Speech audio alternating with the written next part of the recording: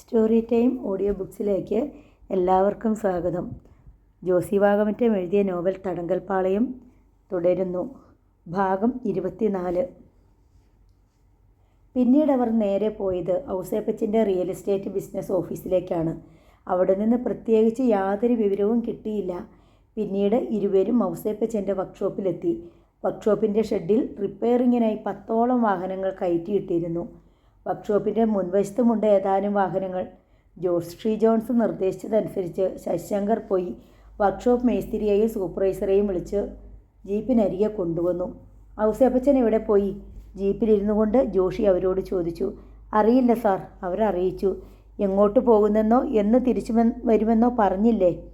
ഇല്ല സാർ. ഏത് വണ്ടിയാണ് കൊണ്ടുപോയിരിക്കുന്നത്? സഫാരിയും ഒരു മാരുതി വാനും. അപ്പോൾ ഔസേപ്പച്ചൻ മാത്രമല്ലേ പോയിരിക്കുന്നത്? കൂടെ എപ്പോഴും 4-5 കൂട്ടുകാരുണ്ടാകും സാർ. അവരാരൊക്കെയാണ്? പ്രസന്നൻ മേസ്ത്രി ആൾക്കാരുടെ പേരുകൾ പറഞ്ഞു കൊടുത്തു. ശരി, പൊയ്ക്കോ. വിരണ്ടു നിന്ന് അവർ രണ്ടുപേരും വർക്ക്ഷോപ്പിലേക്ക് തിരിച്ചു പോന്നു. സാർ, ഔസേപ്പച്ചൻ 2 ദിവസമായി സ്ഥലത്തില്ല എന്നത് സത്യമാണ്. ഏതോ അജ്ഞാത സ്ഥലത്തേക്ക് രഹസ്യയാത്ര പോയിരിക്കുകയാണ്, ശശിശങ്കർ വെളിപ്പെടുത്തി. അത് തനിക്ക് എങ്ങനെ അറിയാം? ഞാൻ കുറേ നാളായി ഔസേപ്പച്ചനെ ഫോളോ ചെയ്തു വരികയായിരുന്നു. എന്തിന്? കൊല്ലപ്പെട്ടത് സെബാസ്റ്റ്യൻ അല്ലെന്നും കൊന്നത് വിൻസെൻ്റ് അല്ലെന്നും ഒരു ഊഹം കിട്ടിയതുകൊണ്ട്. അതുകൊണ്ട് ഔസേപ്പച്ചനെ ഫോളോ ചെയ്യണോ? ഔസേപ്പച്ചനാണ് കൊലയാളി എന്ന് എനിക്ക് സംശയമുണ്ട്. എവിഡൻസ്? ഒരിക്കൽ മദ്യപിച്ചുകൊണ്ടിരിക്കുമ്പോൾ അയാൾ വീമ്പ് പറഞ്ഞു സെബാനെ കൊന്നത് ഞാനാണെന്ന്. പോലീസും നിയമവും കോടതിയും ഒന്നും എന്നെ ഒരു ചുക്കും ചെയ്യില്ലെന്ന്. അതാണോടോ എവിഡൻസ്? അപ്പോൾ മുതൽ ഞാൻ അന്വേഷണം. എടോ, പോലീസും കോടതിയും അയാൾ ഒരു ചുക്കും ചെയ്യില്ലെന്ന് സബ് ഇൻസ്പെക്ടറുടെ മുഖത്ത് നോക്കി പറയണമെങ്കിൽ എന്താ അതിനർത്ഥം? അയാൾ ഒരു കൊലപാതകിയാണെന്ന് ഏറ്റു പറയണമെങ്കിൽ എന്താ അതിനർത്ഥം? ശശിശങ്കർ കണ്ണുമിഴിച്ചു. യാതൊരു തെളിവും അയാൾ അവശേഷിപ്പിച്ചിട്ടില്ല എന്നത് തന്നെ. അയാൾ കൊടുക്കാൻ പറ്റിയ ഒരു സംഗതിയുമില്ല. പക്ഷേ സാർ. എന്തു പക്ഷേ? എനിക്ക് വിൻസെൻറ്റിൻ്റെ കുടുംബാംഗങ്ങളെ ഒന്ന് കാണണം. അവരെവിടെയാണ് താമസം? കോട്ടയത്ത്. താനവരെ കുറേ പീഡിപ്പിച്ചെന്ന് കേട്ടു. ശശിശങ്കർ പരിങ്ങി. ഞാനല്ല സാർ, ഔസേപ്പച്ചനാണ്. എനിക്ക് സെബാസ്റ്റ്യൻ്റെയും വിൻസെൻറ്റിൻ്റെയും ഫോട്ടോസ് കളക്ട് ചെയ്ത് തരണം. കഴിയുമെങ്കിൽ ഇന്ന് തന്നെ, അല്ലെങ്കിൽ നാളെ, ജോഷി പറഞ്ഞു. സാർ. ജീപ്പ് മെല്ലെ നീങ്ങി തുടങ്ങി. സന്ധ്യയ്ക്ക് മോനെ കുളിപ്പിച്ച് തല തുവർത്തിക്കൊണ്ട് നിൽക്കുകയായിരുന്നു ആനി. മോൻ പെട്ടെന്ന് അവരുടെ കൈ കുതിരച്ച് പുറത്തേക്ക് ഓടി. മോനെ, ഓടല്ലേ, നിൽക്കവിടെ. തലയിൽ വെള്ളം താണാൽ പനി പിടിക്കും, ആനി വിളിച്ചു പറഞ്ഞു. അവൻ ചിരിച്ചുകൊണ്ട് പുറത്തേക്ക് ഓടി. മുൻവാതിൽ വഴി വരാന്തയിലേക്ക് ചാടിയതും മുന്നിൽ പോലീസ് വേഷം. അവൻ ഞെട്ടിപ്പോയി. ഇവിടെ വാ മോനെ, തല തുവർത്തട്ടെ. ആനി തോർത്തുമായി വരാന്തയിലേക്ക് ഇറങ്ങുന്ന വാതിൽക്കലെത്തി. അപ്പോഴാണ് അവളും കണ്ടത് വീടിൻ്റെ മുന്നിൽ നിർത്തിയിട്ടിരുന്ന പോലീസ് ജീപ്പ്. മുറ്റത്തൊരു പോലീസ് ഓഫീസർ. ഉയർന്ന റാങ്കിലുള്ള ആളാണെന്ന് വേഷം കൊണ്ട് അവൾക്ക് മനസ്സിലായി. ആനി സ്തബ്ധയായി. മോൻ തിരിഞ്ഞ് ഓടിച്ചെന്ന് അവളുടെ കാലുകളിൽ കെട്ടിപ്പിടിച്ചു. ജോഷി ജോൺസ് വരാന്തയിലേക്ക് കയറി. പായിപ്പാട്ട് വിൻസെൻറ്റിൻ്റെ ആൾക്കാർ ഈ വീട്ടിൽ തന്നെയാണ് സാർ. വിൻസെൻറ്റിൻ്റെ ആരാ? പെങ്ങളാ. പേര്? ആനി. മോന അല്ലേ? കുട്ടിയെ നോക്കി അയാൾ ചോദിച്ചു. അതെ, ഞാനിവനെ കുളിപ്പിച്ചുകൊണ്ട് നിൽക്കുമ്പോഴാ. കുസൃതിയാണല്ലേ? സാർ അങ്ങോട്ട് ഇരുന്നാട്ടെ. ആനി ഇരിപ്പ് മുറിയിലേക്ക് അയാളെ ക്ഷണിച്ചു. മുറി ഇടുങ്ങിയതായിരുന്നെങ്കിലും അവിടെ ഒരു സോഫ കം ബെഡും 2 കസേരകളും ഒരു ടീപ്പോയും കിടന്നിരുന്നു. ജോഷി സോഫയിലിരുന്നു. പോയി നിക്കറിട്ടുകൊണ്ട് വാ, ഇങ്ങനെ നാണമില്ലാത്തൊരു ചെക്കൻ. ആനി മകനെ അടക്കിയ സ്വരത്തിൽ ശാസിച്ചു. അതിനിടയിൽ അവൻ്റെ തല തൊടുക്കുകയും ചെയ്തു. മുൻഭാഗം കൈപ്പത്തി കൊണ്ട് പൊത്തിപ്പിടിച്ച് നാണിച്ച് ചിരിച്ച് അവൻ മുറിയിലേക്ക് ഓടിപ്പോയി. ആനിയുടെ ഹസ്ബൻഡ്? ജോഷി ചോദിച്ചു. മരിച്ചുപോയി. ഓ, ഐ സി. ഇതാരുടെ വീടാ? ഇത് സ്റ്റാൻസ്ലാവോസിൻ്റെ വാടക വീടാ. ഞങ്ങൾക്ക് താമസിക്കാൻ വേണ്ടിയിട്ട് വിട്ടു തന്നതാ. ഓ, സ്റ്റാൻസ്ലാവോസ്. അയാളെക്കുറിച്ച് ഞാൻ കേട്ടു. അയാളിപ്പോൾ എവിടാ താമസം? ഒരു ലോഡ്ജിലോട്ട് മാറി. ആരാ നിങ്ങളുടെ ചെലവുകളൊക്കെ നടത്തുന്നത്? സ്റ്റാൻസ്ലാവോസ് സഹായിക്കും. പിന്നെ ഇപ്പം ജസ്റ്റിന് ഒരു പണിയുണ്ട് ഓട്ടോ വർക്ക്ഷോപ്പിൽ. സ്റ്റാൻസ്ലാവോസ് വാങ്ങിക്കൊടുത്തതാ. അതുകൊണ്ടൊക്കെ. ജസ്റ്റിന് അനുജനല്ലേ? അതെ, പഠിച്ചുകൊണ്ടിരുന്ന ചെറുക്കനാ. വിൻസെൻറ്റിനെ അടുത്ത കാലത്തെങ്ങാനും നിങ്ങൾ കണ്ടിരുന്നോ? ആനിയുടെ മുഖത്ത് കരുതൽ ദൃശ്യമായി.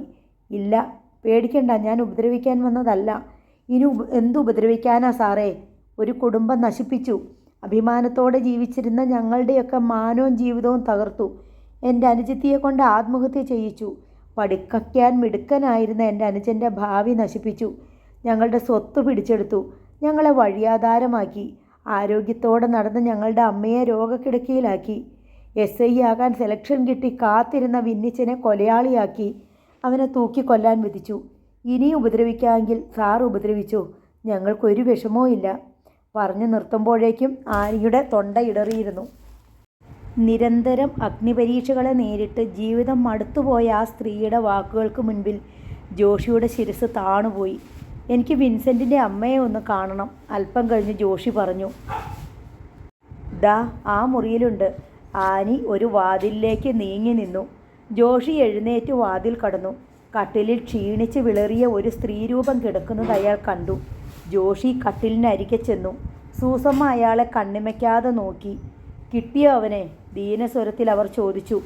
വിധിയുടെ കനത്ത അടികളേറ്റ് തളർന്നുപോയ ആ സ്ത്രീരൂപത്തോട് പറയാൻ ജോഷിക്ക് ഒരു സമാധാന വാക്കുമുണ്ടായിരുന്നു. ജോഷി പിന്തിരിഞ്ഞു. ഇരിപ്പുമുറിയിൽ വന്ന് എന്തോ ആലോചിച്ചു നിന്നു. അയാൾ പോക്കറ്റിൽ നിന്ന് കുറച്ച് പണമെടുത്ത് ആനിയുടെ നേർക്ക് നീട്ടി. ആനി അന്തം വിട്ടു. ഇത് വെച്ചോളൂ, ജോഷി പറഞ്ഞു. വേണ്ട, ആനി തല വെട്ടിച്ചു. വാങ്ങാൻ മടിക്കണ്ട, ജോഷി പറഞ്ഞു. വിൻസെൻ്റ് ജയിൽ ചാടിയ ശേഷം എൻ്റെ പെങ്ങളോട് 80,000-ഓ 90,000-ഓ വാങ്ങിക്കഴിഞ്ഞിരിക്കുന്നു. ആനി സ്തബ്ധയായി. അവൾക്കൊന്നും മനസ്സിലായില്ല. ജോഷി അവളുടെ കൈ പിടിച്ചു. വെല്ലുകൾക്കിടയിലേക്ക് നോട്ടുകൾ വെച്ചുകൊടുത്തു. ആനിയുടെ സഹോദരൻ തരുന്നതായിട്ട് കരുതിയാൽ മതി. അവൾ 100-ൻ്റെ ആ കറൻസികളിലേക്ക് നോക്കി. അവളുടെ കണ്ണുകൾ നിറഞ്ഞു തുളുമ്പുന്നതിന് മുൻപേ ജോഷി പിന്തിരിഞ്ഞു. അയാൾ വരാന്തയിലേക്ക് ഇറങ്ങുമ്പോഴേക്കും ഒരു സ്കൂട്ടർ മുറ്റത്തേക്ക് വന്നു നിന്നു. സ്റ്റാൻസ്ലാവോസ് ആണ് അത് ഓടിച്ചിരുന്നത്. പോലീസ് ഉദ്യോഗസ്ഥനെ കണ്ട് പിന്നിലിരുന്ന ജസ്റ്റിൻ ഭയ. സ്റ്റാൻസ്ലാവോസ് ഇറങ്ങി സ്കൂട്ടർ സ്റ്റാൻഡിൽ കയറ്റി വെച്ചിട്ട് ഭവ്യതയോടെ നിന്നു. ജോഷി മുറ്റത്തേക്ക് ഇറങ്ങി. പഴകിപ്പൊടിഞ്ഞ പാൻറ്റിലും ഷർട്ടിലും പിന്നെ കൈകാലുകളിലുമെല്ലാം കരിയോയിലും ഗ്രീസും പുരണ്ട് വിരണ്ട് നിന്ന ജസ്റ്റിനെ അയാൾ അടിമുടി നോക്കി. മീശ മുളച്ചു വരുന്നതേയുള്ളൂ. പഠിക്കാൻ സമർത്ഥനായിരുന്നെന്ന് ആനി പറഞ്ഞ യുവാവ്. വിൻസെൻറ്റിൻ്റെ അനുജനല്ലേ? സൗമ്യ സ്വരത്തിൽ ജോഷി ചോദിച്ചു. അവൻ മെല്ലെ തലയാട്ടി. മറ്റേയാളെ നോക്കി ജോഷി മന്ദഹസിച്ചു. സ്റ്റാൻസ്ലാവോസ്? അതെ, പരിങ്ങലോടെ സ്റ്റാൻസ്ലാവോസ് സമ്മതിച്ചു. ജോഷി അയാളുടെ തോളിൽ പിടിച്ചു മുഖത്തേക്ക് സൂക്ഷിച്ചു നോക്കി. ഒരനുമോദനമുണ്ടായിരുന്നു ആ നോട്ടത്തിൽ. പോട്ടെ. സ്റ്റാൻസ്ലാവോസിൻ്റെ തോളത്തൊന്ന് തട്ടിയിട്ട് ജോഷി ജീപ്പിനടുത്തേക്ക് നടന്നു. കോളിംഗ് ബെൽ അടിക്കുന്നത് കേട്ട് ഷാനിയാണ് ചെന്ന് വാതിൽ തുറന്നത്. ജോഷിയെ കണ്ട് അവളുടെ കണ്ണുകൾ വിടർന്നു. TV കണ്ടുകൊണ്ടിരുന്ന ജോഷിയുടെ മാതാപിതാക്കൾ എഴുന്നേറ്റു. നീ എവിടെ പോയതായിരുന്നു മോനെ ഇത്രയും ദിവസം? ക്ലാരമ്മ ചോദിച്ചു. ചില സ്ഥലങ്ങളിലൊക്കെ പോകാനുണ്ടായിരുന്നു. നിനക്കൊന്ന് ഫോണിൽ വിളിച്ചുകൂടായിരുന്നോ? ക്ലാരമ്മ TV നിർത്തി. സീമ എവിടെ? അവൾ മുറിയിലുണ്ട്. പുറത്തോട്ടൊന്നും പോയില്ലേ? നീയല്ലേ അവളോട് പറഞ്ഞത് വീടിന് വെളിയിൽ ഇറങ്ങരുതെന്ന്? ജോഷിയുടെ മുഖം മ്ലാനമായി. നമ്മുടെയൊക്കെ കണക്കുകൂട്ടലുകൾ തെറ്റിപ്പോയി മമ്മി. അവൾ ചെയ്തതായിരുന്നു ശരി. ജോഷി പറഞ്ഞത് കേട്ട് മൂവരും അമ്പരപ്പോടെ അയാളെ നോക്കി. ജോഷി കോണിപ്പടി കയറി മുകളിലെത്തി. സീമയുടെ മുറിയുടെ വാതിൽ ഒരു പാളി തുറന്നു കിടന്നിരുന്നു. ജനലഴികളിൽ പിടിച്ച് പുറത്തേക്ക് നോക്കി അവൾ നിൽക്കുന്നത് കണ്ടപ്പോൾ വെറുതെ ശിക്ഷ കിട്ടിയ തടവുകാരിയാണതെന്ന് അയാൾക്ക് തോന്നി. സീമേ? അവൾ പെട്ടെന്ന് തിരിഞ്ഞു നോക്കി. അയാൾ അവളുടെ അരികെ ചെന്നു. ജോഷിച്ചായൻ എപ്പോൾ വന്നു? വന്നതേയുള്ളൂ. അയാൾ അവളെ ആപാതചൂടൻ നോക്കി. ഞാൻ ഇവിടെ തന്നെ ഉണ്ടോയെന്നറിയാൻ വന്നതാണോ? ജോഷിച്ചായൻ പേടിക്കണ്ട, ഞാൻ ഇവിടെ തന്നെ ഉണ്ടായിരുന്നു. ഈ വീട് വിട്ട് പുറത്ത് ഇറങ്ങിയിട്ടില്ല. അത്രയല്ലേ ജോഷിച്ചായൻ ആവശ്യപ്പെട്ടുള്ളൂ? മോളെ. ജോഷി അവളുടെ ഇരു ചുമലുകളിലും പിടിച്ച് അവളുടെ മുഖത്തേക്ക് യാചനാഭാവത്തിൽ നോക്കി. I am sorry. സീമയും അയാളെ തന്നെ നോക്കുകയായിരുന്നു. എനിക്കെല്ലാം മനസ്സിലായി മോളെ. ഞാൻ ഉപ്രഹള്ളിയിൽ പോയി, കോയമ്പത്തൂരിലും മുളങ്കരയിലും പോയി. എനിക്കാണ് തെറ്റുപറ്റിയത്. സോറി. അയാൾ അവളുടെ കവിളത്തും ശിരസിലും തലോടി. സീമയുടെ മിഴികൾ നിറഞ്ഞു തുളുമ്പി. കോണിപ്പടി കയറി വന്ന ഷാനി വാതിൽക്കൽ തന്നെ നിന്നുപോയി. സീമ ജോഷിച്ചായൻ്റെ ചുമലിൽ മുഖം ചേർത്ത് നിന്ന് കരയുന്നു. ജോഷിച്ചായൻ അവളുടെ ചുമലിൽ തട്ടി ആശ്വസിപ്പിക്കുന്നു. ഷാനി ഒന്ന് മുരടനക്കി. സീമ കരയുന്നത് നിർത്തി വേഗം കണ്ണും മുഖവും തുടച്ചു. ജോഷി തിരിഞ്ഞ് ഷാനിയെ നോക്കി. നീ എന്തിനാ ഇപ്പോഴിങ്ങ് വന്നേ? അയാൾ ഭാര്യയോട് ദേഷ്യപ്പെട്ടു. ഓഹ്, ഞാൻ പോയേക്കാമേ. ഷാനി പിന്തിരിഞ്ഞു. ജോഷി സീമയെ കസേരയിലേക്ക് പിടിച്ചിരുത്തി. സ്റ്റൂൾ വലിച്ചിട്ട് അയാൾ വരുന്നു. ഇനി പറയ്, വിൻസെൻ്റ് ഇപ്പോൾ എവിടെയുണ്ട്? സീമ സംശയത്തോടെ അയാളെ നോക്കി. ശരി, വേണ്ട. സെബാസ്റ്റ്യൻ എവിടെയുണ്ടെന്ന് പറയ്. അപ്പോഴും അവൾ വായ തുറന്നില്ല. നോക്ക്, നീ അത് പറയാൻ താമസിക്കുന്ന ഓരോ നിമിഷവും വിൻസെൻറ്റിൻ്റെയും സെബാസ്റ്റ്യൻ്റെയും ജീവന് അപായ സാധ്യത കൂടുതലാണ്. സീമ ചോദ്യഭാവത്തിൽ അയാളെ നോക്കി. ഔസേപ്പച്ചൻ കഴിഞ്ഞ 3 ദിവസമായി സ്ഥലത്തില്ല. അയാൾ എവിടെ പോയെന്ന് ആർക്കും അറിയില്ല. 2 വണ്ടികളിലായാണ് ഔസേപ്പച്ചനും സംഘവും പുറപ്പെട്ടിരിക്കുന്നത്. സെബാസ്റ്റ്യൻ എവിടെയുണ്ടെന്ന് അയാൾക്കറിയാമല്ലോ. വരാനിരിക്കുന്ന അപകടത്തെപ്പറ്റി അയാൾക്ക് എന്തോ സൂചന കിട്ടിയിട്ടുണ്ട്. അയാളെ കൊടുക്കാൻ ലോകത്ത് അവശേഷിക്കുന്ന ഏക തെളിവ് സെബാസ്റ്റ്യൻ്റെ ജീവനാണെന്ന് അയാൾക്ക് ശരിക്കറിയാം. ഒരുപക്ഷെ ആ തെളിവും കൂടി എന്നേക്കുമായി ഇല്ലാതാക്കാനായിരിക്കും അയാൾ പുറപ്പെട്ടിരിക്കുന്നത്. ഈ സമയത്ത് നമ്മൾ എന്തെങ്കിലും ചെയ്തേ പറ്റൂ. ഇല്ലെങ്കിൽ വിൻസെൻറ്റിനെ രക്ഷിക്കാൻ നമുക്കൊരിക്കലും സാധിച്ചെന്ന് വരില്ല. വിൻസെൻറ്റിന് തനിയെ എന്ത് ചെയ്യാനൊക്കും? അതും എന്തും ചെയ്യാൻ തയ്യാറുള്ള എന്തായുധവും കൈവശമുള്ള ഒരു വലിയ സംഘത്തിനെതിരെ. എന്നിട്ടും സീമ പറയാൻ മടിച്ചു. മോളെ, ഞാനും ഇപ്പോൾ നിൻ്റെ കൂടെയാണ്. നമുക്കിത് തെളിയിക്കണ്ടേ? വിൻസെൻറ്റിനെ രക്ഷിക്കണ്ടേ? നിനക്കെന്നെ വിശ്വസിക്കാം. പോലീസുകാരനല്ല നിന്നോട് പറയുന്നത്, നിൻ്റെ ആങ്ങളെയാണ്. ഒരുപക്ഷെ ഔസേപ്പച്ചൻ്റെ കയ്യിൽ വിൻസെൻറ്റും കുടുങ്ങിപ്പോയെന്ന് വരാം. നമ്മളത് തടയണ്ടേ? പറയ്, സെബാസ്റ്റ്യൻ എവിടെയാണുള്ളത്? സീമ വീർപ്പടക്കി. 2 നിമിഷത്തിന് ശേഷം പറഞ്ഞു. കോട്ട ഡാമിനടുത്ത് ഡോബിയാക്കി ഖാനിൽ. വിൻസെൻറ്റിനെ പിടികൂടാൻ പോകുന്നു എന്ന വ്യാജേനയായിരുന്നു ജോഷിയുടെ കരുനീക്കങ്ങൾ. മേലധികാരികളുടെ അനുവാദം വാങ്ങി തൻ്റെ കൂടെ കോട്ടായിലേക്ക് പുറപ്പെടാനുള്ള പോലീസ് ഉദ്യോഗസ്ഥന്മാരെയും സുസജ്ജരാക്കി. ധൃതിഗതിയിൽ നടപടികളെല്ലാം പൂർത്തിയാക്കി. പുറപ്പെടുന്നതിന് തൊട്ടു മുമ്പ് ഒരിക്കൽ കൂടി ജോഷി സീമയോട് ചോദിച്ചു, വിൻസെൻ്റ് എവിടെയുണ്ടെന്ന് മാത്രം നീ പറഞ്ഞില്ല. ആവശ്യം വന്നാൽ ഞാൻ അറിയിച്ചോളാം ജോഷിച്ചായ. എന്നെ എൻ്റെ സെൽ നമ്പറിൽ കോൺടാക്റ്റ് ചെയ്താൽ മതി. വിൻസെൻറ്റിൻ്റെ നീക്കങ്ങളെപ്പറ്റി സീമ ഒരു സൂചനയും ജോഷിക്ക് നൽകിയിരുന്നില്ല. ശരി, പുറപ്പെടുകയാണ് ഞങ്ങൾ. ജോഷി യാത്ര പറഞ്ഞിറങ്ങി. വിശ്വസ്തരായ തൻ്റെ സഹപ്രവർത്തകരോടൊപ്പം ജോഷി രാജസ്ഥാനിലേക്ക് യാത്രയായി. കോയമ്പത്തൂർ ഗാന്ധിപുരത്തിന് സമീപമുള്ള മയൂരി ഹോട്ടലിന് മുന്നിൽ ടാറ്റ സഫാരി നിർത്തിയിട്ട് ഔസേപ്പച്ചൻ ഇറങ്ങി. അയാളോടൊപ്പം മറ്റു 3 പേരും ഇറങ്ങി. സഫാരിയുടെ സ്വിച്ച് അയാൾ ജാഫറിനെ ഏൽപ്പിച്ചു. കരുണനും സുന്ദരേശനുമായിരുന്നു മറ്റു 2 പേർ. ജാഫറിനെ പുറത്ത് നിർത്തിയിട്ട് അവർ ഹോട്ടലിൻ്റെ റിസപ്ഷനിലേക്ക് ചെന്നു. 3 ബെഡുള്ള ഒരു ബെഡ്റൂം വേണമെന്ന് കരുണൻ റിസപ്ഷനിസ്റ്റിനോട് ആവശ്യപ്പെട്ടു. 10 ദിവസത്തെ താമസമുണ്ടെന്നും അറിയിച്ചു. അതിനുള്ള അഡ്വാൻസ് കൊടുത്തത് സുന്ദരേശനായിരുന്നു. ഹോട്ടൽ രജിസ്റ്ററിൽ പേരും അഡ്രസ്സും എഴുതി ഒപ്പിട്ടത് ഔസേപ്പച്ചനും. ഔസേപ്പച്ചനും സുന്ദരേശനും കരുണനും ഷാൾ കൊണ്ട് കഴുത്തും ചെവിയും മൂടിയിരുന്നു. രാത്രിയായതിനാലും തണുപ്പുള്ളതിനാലും അതിൽ അസ്വാഭാവികമായി യാതൊന്നും തോന്നുമായിരുന്നില്ല. റൂമിൻ്റെ താക്കോലും ബെഡ്ഷീറ്റുകളും മറ്റുമായി കോണിപ്പടി കയറി മുകളിലേക്ക് പോയി. ഔസേപ്പച്ചനും കൂട്ടരും അവനെ പിന്തുടർന്നു. റൂമിൽ കയറി റൂമെല്ലാം വിസ്തരിച്ചെന്ന് കണ്ട ശേഷം ഔസേപ്പച്ചൻ തൻ്റെ അനുചരന്മാരെയും കൂട്ടി മുറി പൂട്ടി ഹോട്ടലിന് പുറത്തേക്ക് പോയി. 3 പേരും ടാറ്റ സഫാരിയിൽ ചെന്ന് കയറി. ഔസേപ്പച്ചൻ ജാഫറിനോട് വണ്ടി എടുക്കാൻ പറഞ്ഞു. ജാഫർ വണ്ടി സ്റ്റാർട്ട് ചെയ്ത് ഹോട്ടൽ വളപ്പിന് പുറത്തേക്കിറങ്ങി. എയർപോർട്ട് റോഡിൽ എത്തിയ ശേഷം കുറേ ദൂരം കൂടി മുന്നോട്ട് ഓടിയ സഫാരി റോഡരിയിൽ പാർക്ക് ചെയ്തിരുന്ന മാരുതി വാനിൻ്റെ പിന്നിൽ ചെന്ന് നിന്നു. ഔസേപ്പച്ചൻ മറ്റു 3 പേരെയും മാറി മാറി നോക്കി. പറഞ്ഞതൊക്കെ ഓർമ്മയുണ്ടല്ലോ. നിങ്ങൾ 3 പേരും ഹോട്ടലിൽ തന്നെ ഉണ്ടാവണം. പുറത്തിറങ്ങി കറങ്ങണ്ട. കഴിയുന്നിടത്തോളം മുറിക്കുള്ളിൽ തന്നെ കഴിഞ്ഞുകൂടുക. ഞാൻ തിരിച്ചു വന്ന ശേഷമേ റൂം വെക്കേറ്റ് ചെയ്യുന്നുള്ളൂ. അതുവരെ നിങ്ങളിൽ ഒരാളായിട്ട് ഞാനും റൂമിൽ ഉണ്ടായിരിക്കുമെന്നൊരു ധാരണ വരണം. ആർക്കും നിങ്ങൾ ശരിക്കും മുഖം കൊടുക്കണ്ട. മറ്റു 3 പേരും തലകുലുക്കി സമ്മതിച്ചു. ഔസേപ്പച്ചൻ ഇത്രയുമേ ഉദ്ദേശിച്ചിരുന്നുള്ളൂ. പിന്നീട് ഒരു പോലീസ് അന്വേഷണമോ മറ്റോ വന്നാൽ താൻ ഈ ദിവസങ്ങളിൽ കോയമ്പത്തൂരെ മയൂരി ഹോട്ടലിൽ താമസിക്കുന്നുണ്ടായിരുന്നു എന്ന് വരുത്തി തീർക്കണം. അത് തെളിയിക്കാനും കഴിയണം. തമ്മിൽ പെട്ടെന്ന് തിരിച്ചറിയാതിരിക്കാൻ വേണ്ടി ജാഫറും സുന്ദരേശനും കരുണനും ഔസേപ്പച്ചനും ഏതാണ്ട് ഒരേ മട്ടിൽ അല്പം താടി വളർത്തിയിട്ടുണ്ട്. രാജസ്ഥാനിൽ പോയി താൻ ഉദ്ദേശിക്കുന്ന ദൗത്യം നിർവഹിച്ച് തിരിച്ചു വരാൻ ഏകദേശം 7 ദിവസം വേണ്ടിവരുമെന്ന് ഔസേപ്പച്ചൻ കണക്കുകൂട്ടിയിരുന്നു. കണക്കിൽ പിഴ പറ്റിയാലും 10 ദിവസം. ആ 10 ദിവസവും അയാൾ ഹോട്ടൽ മയൂരിയിൽ താമസിക്കുന്നുണ്ടായിരുന്നു എന്ന് വരുത്തി തീർക്കുന്നത് ഒരു മുൻകരുതലാണ്. ഹോട്ടൽ മയൂരിയിൽ താമസിച്ചുകൊണ്ട് അതേസമയം തന്നെ രാജസ്ഥാനിലെ കോട്ടായിൽ പോയി ഒരു കൊലപാതകം നടത്തി വരാൻ ആർക്ക് കഴിയും? 1-2 പേർ മാത്രം ഹോട്ടൽ മുറിയിലുള്ളപ്പോൾ തമ്മിൽ തിരിച്ചറിയാൻ ഹോട്ടൽ ജീവനക്കാർക്ക് എളുപ്പമാണ്. എന്നാൽ 3-4 പേരുള്ളപ്പോൾ അവരിൽ നിന്ന് ഒരാളെ മാത്രം ഓർത്തു വയ്ക്കുക അത്ര നിസ്സാരമല്ല. സഫാരിയിൽ നിന്നും ഇറങ്ങിയ ശേഷം ഔസേപ്പച്ചൻ അത് ഹോട്ടൽ മയൂരിയിലേക്ക് തന്നെ തിരിച്ചയച്ചു. ജാഫറും കരുണനും സുന്ദരേശനും അതിൽ തന്നെ മടങ്ങി. ഔസേപ്പച്ചൻ മാരുതി വാനിൽ ചെന്ന് കയറി. ഡ്രൈവിംഗ് സീറ്റിൽ ഡാനി ഇരിപ്പുണ്ടായിരുന്നു. ലെഫ്റ്റ് സൈഡ് സീറ്റിൽ കുമാറും. ഔസേപ്പച്ചൻ ചെന്ന് പിൻസീറ്റിൽ കയറി. ഇങ്ക ഇനി ഏതാവത് വേല ഇരിക്കുമാ സാർ? കുമാർ തിരിഞ്ഞു നോക്കിക്കൊണ്ട് ചോദിച്ചു. ഇല്ലേ, നീങ്ക വണ്ടി വിട്, ഔസേപ്പച്ചൻ പറഞ്ഞു. കുമാർ ഡാനിയെ നോക്കി. ചെന്നൈ, അയാൾ പറഞ്ഞു. ഡാനി വണ്ടി സ്റ്റാർട്ട് ചെയ്തു. ഭൈരവനും മൂർത്തിയും ചെന്നൈയിൽ കാത്തു നിൽക്കണമെന്നാണ് മുൻകൂർ തയ്യാറാക്കിയ പദ്ധതി. വാൻ ഓടിത്തുടങ്ങി.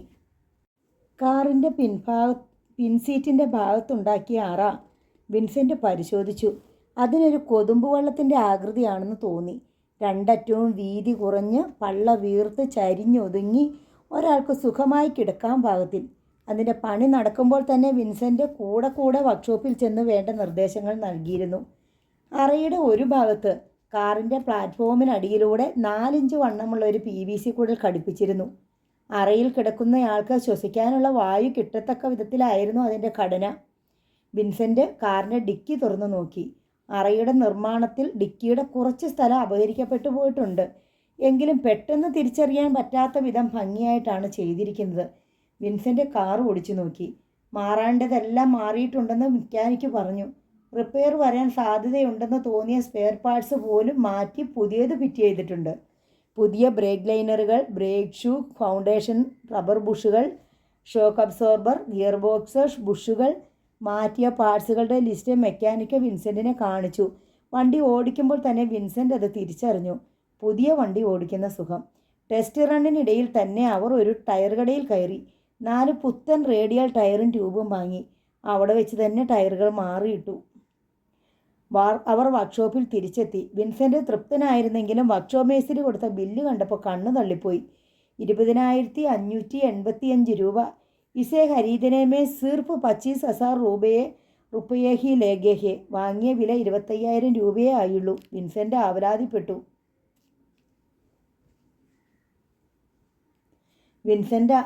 ആവലാതിപ്പെട്ടു. ബിൽക്കുൽ ഖടാരാ ഗാഡി ദി സാബ്, ഹംനെ ഇസേ നയി കർദി. ഇതൊരു കാളുവണ്ടിയായിരുന്നു സാർ, ഞങ്ങളതിനെ ഒരു പുത്തൻ മോട്ടോർ കാറാക്കി മാറ്റി തന്നില്ലേ? വർക്ക്ഷോപ്പ് മെക്കാനിക്ക് ഒരു വല്ലാത്ത ചിരിയോടെ പറഞ്ഞു. വിൻസെൻ്റ് 20,000 രൂപ കൊടുത്ത് ഇടപാട് തീർത്തു.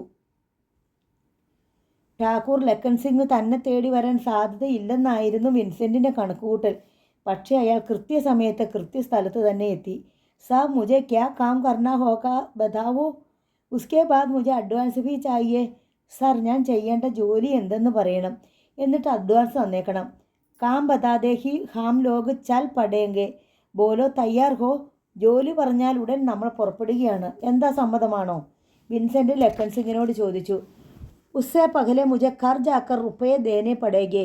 വീട്ടിൽ കൊണ്ടുപോയി പൈസ കൊടുത്തിട്ടേ വരാനൊക്കൂ.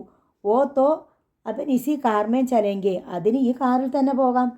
ലക്കൻ സിംഗ് സമ്മതിച്ചു. വിൻസെൻ്റ് ജോലി വിശദീകരിച്ചു. എൻ്റെ നാട് കേരളമാണ്. എൻ്റെ പെങ്ങളുടെ കല്യാണത്തിനായി ബാങ്കിൽ സൂക്ഷിച്ചിരുന്ന 8 ലക്ഷം രൂപ ആത്മസുഹൃത്തിന് വായ്പ കൊടുത്തു. പക്ഷേ സുഹൃത്ത് ചതിച്ചു. രൂപ തിരിച്ചു തരേണ്ട സമയത്ത് തന്നില്ലെന്ന് മാത്രമല്ല, നാട്ടിൽ നിന്ന് മുങ്ങുകയും ചെയ്തു. പെങ്ങളുടെ കല്യാണം മുടങ്ങി. അവൾ ആത്മഹത്യ ചെയ്തു. താൻ പോലീസിൽ പരാതി നൽകിയെങ്കിലും അതുകൊണ്ട് ഗുണമുണ്ടായില്ല. ആത്മസുഹൃത്തായതിനാൽ പണം കൊടുത്തു. ഇതിന് വേണ്ടത്ര രേഖകളൊന്നും ഞാൻ വാങ്ങി വെച്ചിട്ടില്ലായിരുന്നു. ഇത്രയും കാലം അവൻ എവിടെയുണ്ടെന്ന് തനിക്കറിയില്ലായിരുന്നു.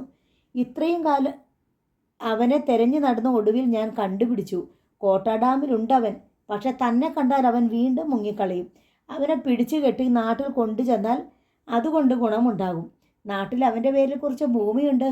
ഒന്നെങ്കിൽ അവനെ കൊണ്ട് അത് വിൽപ്പിച്ചിട്ട് പണം തിരിച്ചു വാങ്ങാം, അല്ലെങ്കിൽ സ്ഥലം തൻ്റെ പേരിലേക്ക് വാങ്ങാം. അവനെ നാട്ടിലെത്തിച്ച് കിട്ടിയാൽ വേണ്ടത് ചെയ്യാമെന്ന് പോലീസും സമ്മതിച്ചിട്ടുണ്ട്. തനിക്കും തൻ്റെ കുടുംബത്തിനും ആകെയുള്ള സ്വത്താണ് അവൻ അടിച്ചു മാറ്റിയത്. അത് വീണ്ടെടുക്കാൻ ഇതല്ലാതെ വേറെ മാർഗമില്ല. ഠാക്കൂർ ലക്കൻ സിംഗിന് വിശ്വാസമാകുന്ന വിധത്തിൽ തന്നെ വിൻസെൻ്റ് കഥ അവതരിപ്പിച്ചു. യാഥാർത്ഥ്യവുമായി ബന്ധമുള്ളതിനാൽ കെട്ടുകഥ പറഞ്ഞ ഒരാളെ പറ്റിക്കുകയാണെന്ന മനസാക്ഷിക്കുത്തൊന്നും വിൻസെൻറ്റിന് തോന്നിയുമില്ല. ഠാക്കൂർ ലക്കൻ സിംഗ് എല്ലാം കേട്ട് തല കുലുക്കിയിരുന്നു. അയാൾ അല്പനേരം മൗനമായിരുന്നു.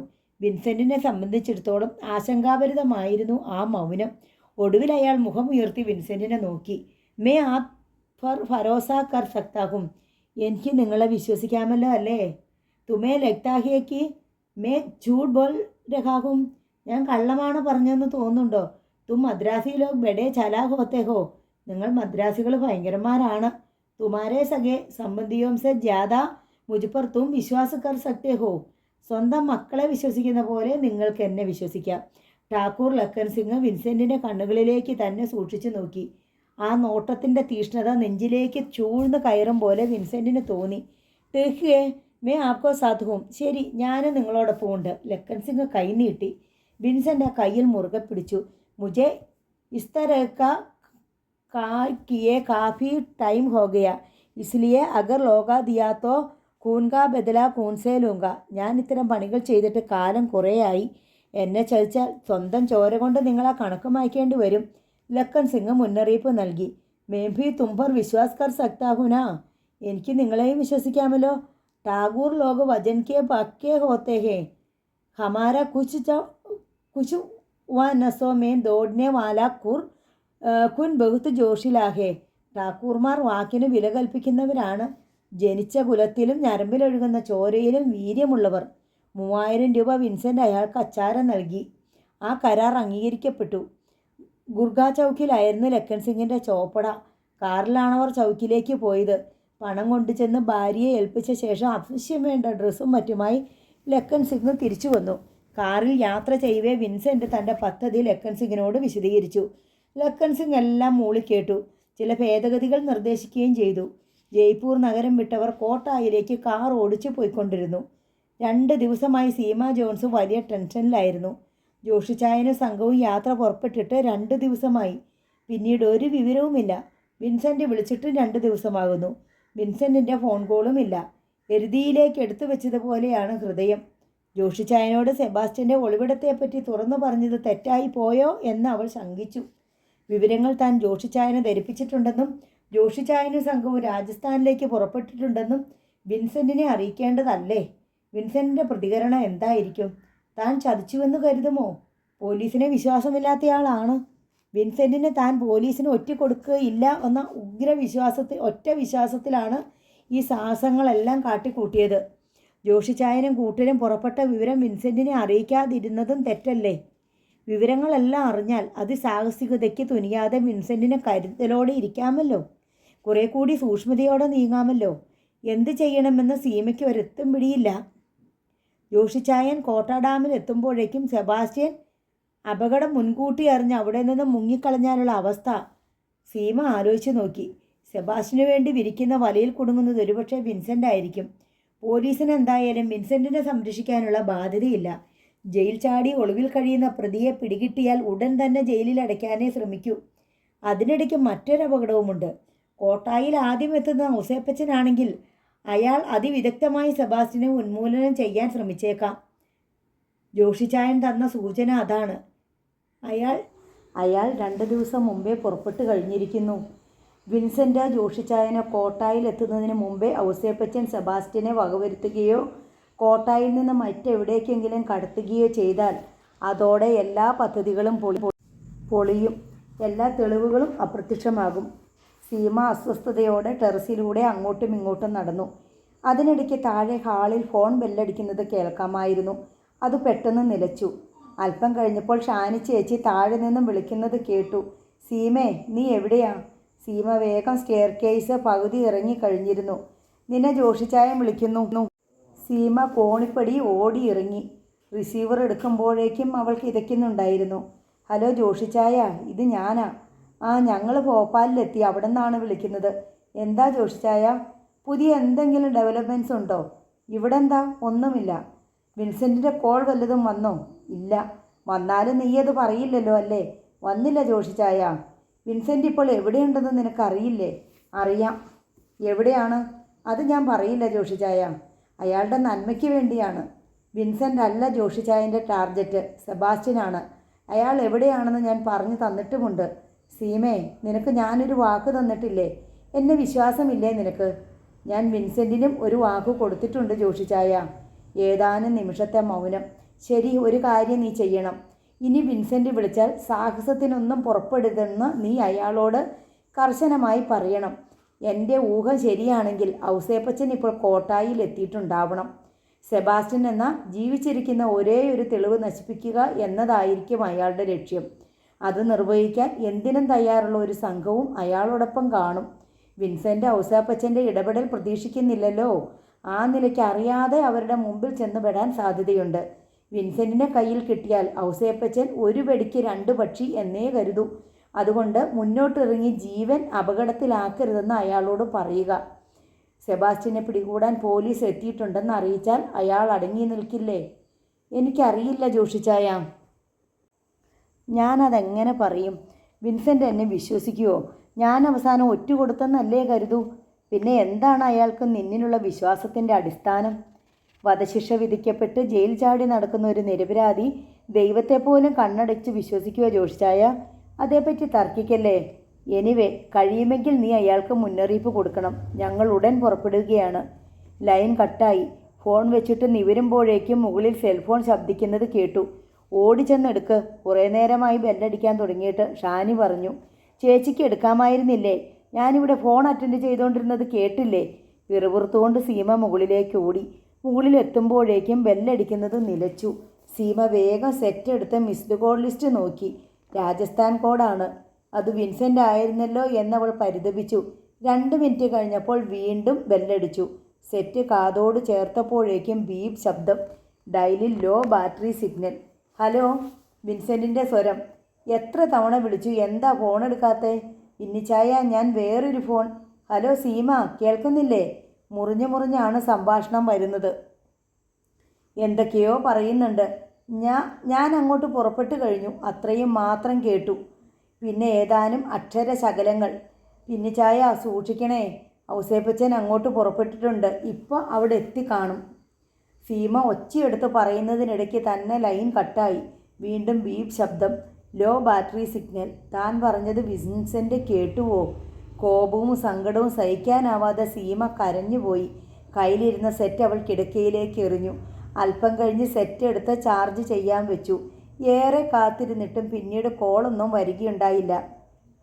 കോട്ടായിൽ നിന്ന് വന്ന് ലോറിയിൽ സ്റ്റോൺ പാളികൾ കയറ്റുന്നത് നോക്കി ക്വാറിയിൽ നിൽക്കുകയായിരുന്നു MS ഷൺമുഖം ചെട്ടിയാർ.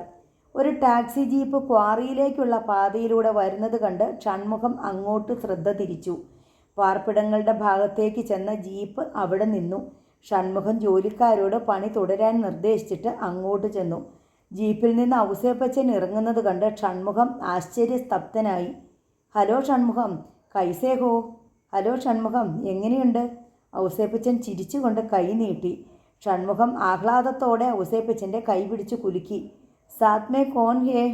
കൂടെ ആരൊക്കെയുണ്ട്? ഷൺമുഖം ജീപ്പിനുള്ളിലേക്ക് എത്തി നോക്കി. സബ് അപ്പനെ ഹി ആദ്മി ഹേ. എല്ലാം നമ്മുടെ ആൾക്കാർ. യേ ക്യാ ഭായി, ബിന്നെ പകലെ ബതായേ, അചാനക് കൈസേ ആനാ ഹുവാ?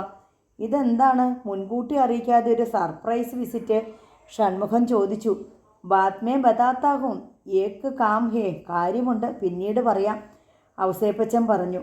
ജീപ്പിനുള്ളിൽ ഉണ്ടായിരുന്നവരും പുറത്തിറങ്ങി. കുമാറിനെയും ഭൈരവനെയും മുത്തുവിനെയും നിനക്കറിയാമല്ലോ. ഇവരെൻ്റെ പുതിയ ചങ്ങാതിമാരാണ്. ഇയാൾ മരുതനായകം, മറ്റേയാൾ മൂർത്തി. ഔസേപ്പച്ചൻ കൂടെയുള്ളവരെ ഷൺമുഖത്തിന് പരിചയപ്പെടുത്തി. എന്താ എല്ലാവരും കൂടെ? ഞങ്ങൾ ബോംബെക്ക് പോകാൻ വന്നതാ, വണ്ടിയെടുക്കാൻ. കൂട്ടത്തിൽ നിന്നെ ഒന്ന് കാണേണ്ട കാര്യവുമുണ്ടായി, ഔസേപ്പച്ചൻ പറഞ്ഞു. എന്നിട്ട് ഷൺമുഖത്തെ മാറ്റി നിർത്തി പറഞ്ഞു, അവർക്ക് വിശ്രമിക്കാൻ എന്തെങ്കിലും സൗകര്യം ഉണ്ടാക്കി കൊടുക്കണം. അത് ഞാൻ ഏറ്റു. നമുക്ക് കുറച്ചു നേരം ഫ്രീ ആയിട്ട് സംസാരിക്കാനുള്ള സൗകര്യം ഒരുക്കണം. നിങ്ങൾ എങ്ങനെയാണ് വന്നത്? ബസ്സിലും ട്രെയിനിലും ഒക്കെയായി ഇങ്ങ് പോന്നു. കോട്ടായിൽ വന്നിട്ട് ടാക്സി പിടിച്ചു. എന്താ ഇത്ര പെട്ടെന്നൊരു വരവ്? അവിടെ എന്തെങ്കിലും പ്രശ്നമുണ്ടോ? പറയാം, നീ ആദ്യം അവന്മാരെ ഒന്ന് ഒതുക്ക്. ഷൺമുഖം പോയി ഔസേപ്പച്ചൻ്റെ കൂടെ വന്നവർക്ക് വിശ്രമിക്കാനുള്ള സൗകര്യങ്ങൾ ഏർപ്പാടാക്കി. അവരെ അങ്ങോട്ട് മാറ്റി. അതിനുശേഷം അയാൾ ഔസേപ്പച്ചനെയും കൂട്ടി കോട്ടാ സ്റ്റോൺ കൊണ്ട് നിർമ്മിച്ച തൻ്റെ ഷെഡിലേക്ക് പോയി. ഇങ്ങോട്ടാരും വരില്ലല്ലോ സെബാനെ? ഇല്ല. അവർ കല്ലുപാളി കൊണ്ട് നിർമ്മിച്ച പീഠത്തിൽ ഇരുന്നു. നിന്നെ അന്വേഷിച്ച് ആരെങ്കിലും ഇവിടെ വന്നോ? ഇല്ല. എന്താ? നാട്ടിൽ സംഗതി അല്പം കുഴഞ്ഞു കിടക്കുകയാ. അവനെ ഇതുവരെ കിട്ടിയില്ലേ വിന്നിച്ചിനെ? ഇല്ല. എൻ്റെ ഏറ്റവും വലിയ സംശയം ഉപ്രഹള്ളിയിൽ അവൻ നിന്നെ അന്വേഷിച്ച് വന്നിരുന്നു എന്നാ. ഏയ്, അതിന് സാധ്യതയില്ല. പിന്നെ ആ നായ്ക്കളെ ആര് കൊന്നു? ഷൺമുഖൻ എന്ന ആൾമാറാട്ടക്കാരൻ. സെബാൻ്റെ മുഖത്ത് ആശങ്കയുടെ നിഴൽ പരന്നു. അവൻ എങ്ങനെ ഉപ്രഹള്ളിയിൽ? നാഗരാജ് ജീവനോടെ ഇല്ലെന്ന് അവന് മനസ്സിലായി. നാഗരാജനെ കാണാതായ ഡേറ്റും നിന്നെ വിന്നി കൊന്നെന്ന് കരുതിയ ഡേറ്റും തമ്മിൽ തട്ടിച്ചു നോക്കുമ്പം സംഗതി ക്ലിയർ അല്ലേ? എന്നാലും ഞാൻ ജീവിച്ചിരിപ്പുണ്ടെന്ന് അവൻ എങ്ങനെ ഊഹിക്കും? അവൻ അങ്ങനെ ഒരു വെളിപാടുണ്ടായി എന്ന് കരുതിക്കോ? എവിടുന്നോ അവനൊരു ക്ലൂ കിട്ടിയിട്ടുണ്ട്. ഉപ്രഹള്ളിയിൽ നീ ഉണ്ടായിരുന്നെന്നും അവൻ മനസ്സിലാക്കി. വേട്ടനായി മണം പിടിച്ച് വരുന്നത് പോലെ അവൻ നിന്റെ പിന്നാലെയുണ്ട്. അതാ ഞാൻ ചോദിച്ചത്, ആരെങ്കിലും ഇവിടെ വന്നിരുന്നോന്ന്. ഇവിടെ ഞാനുണ്ടെന്ന് അവനല്ല അവൻ്റെ ചെകുത്താൻ നോക്കിയാൽ കണ്ടുപിടിക്കാൻ പറ്റില്ല. സെബാനെ, നീ വിചാരിക്കുന്നത് പോലെയല്ല കാര്യങ്ങൾ. നാട്ടിലെ പോലീസിനും എന്തൊക്കെയോ സംശയങ്ങൾ തോന്നി തുടങ്ങിയിട്ടുണ്ട്. എന്ത് സംശയം? അതൊന്നും എനിക്കറിയില്ല. കുറച്ച് ദിവസമായിട്ട് എനിക്കൊരു മനസമാധാനവുമില്ല.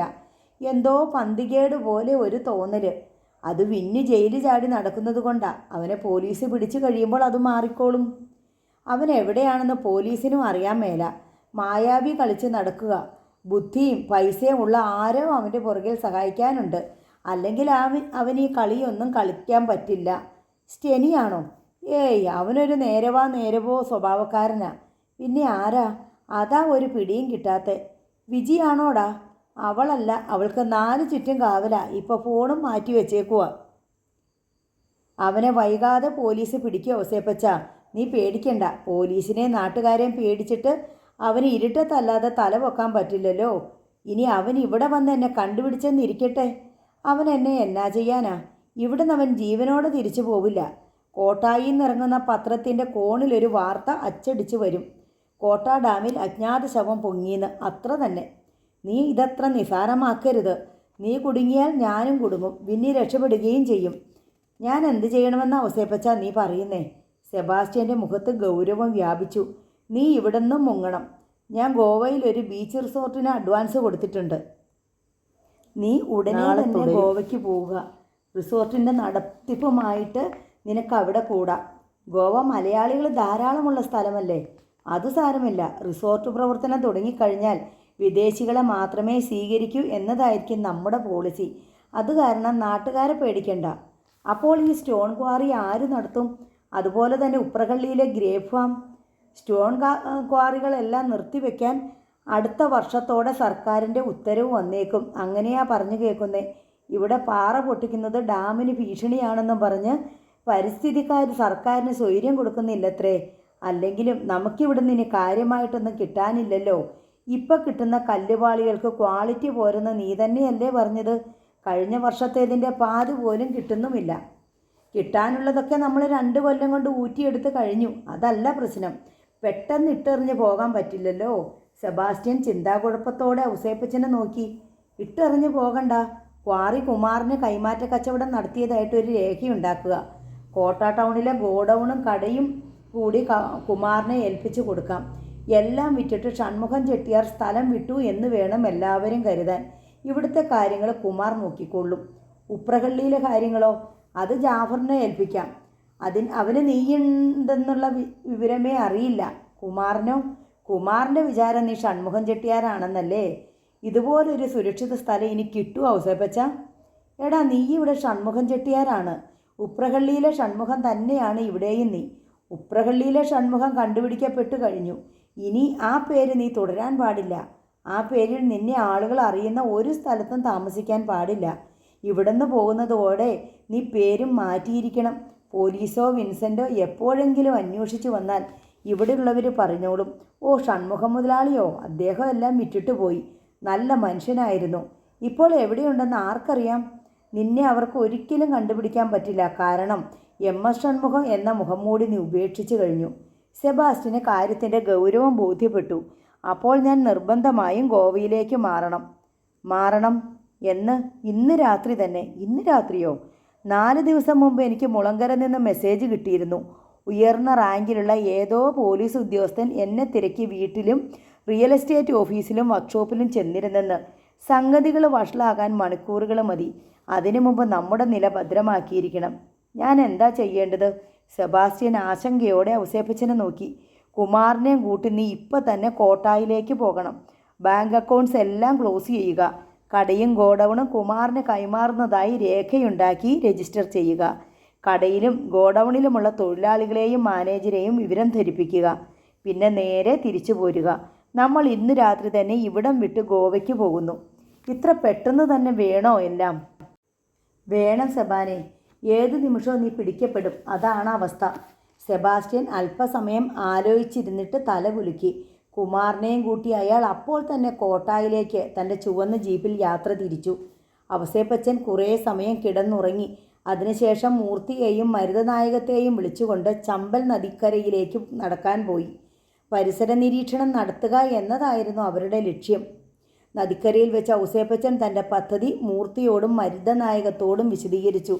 നോവൽ നാളെ വീണ്ടും തുടരും.